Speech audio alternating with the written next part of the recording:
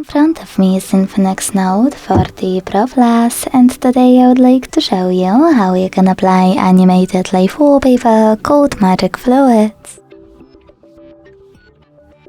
Begin by opening Play Store and downloading free app called Magic Fluids Light Fluid Sim from Mad Scientist. When it's ready, launch it.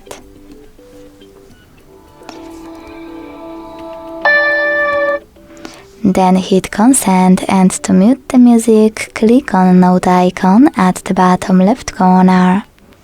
Following that, use this gear at the top left corner and operate all of those options however you want to. When you finished, you need to click on this X at the top right corner, those three lines at the bottom right corner, and finally set as live wallpaper. Then tap on Yes, choose Set Wallpaper and decide where you wish to apply it by tapping on one of those options. As you can see, after that my wallpaper was successfully applied.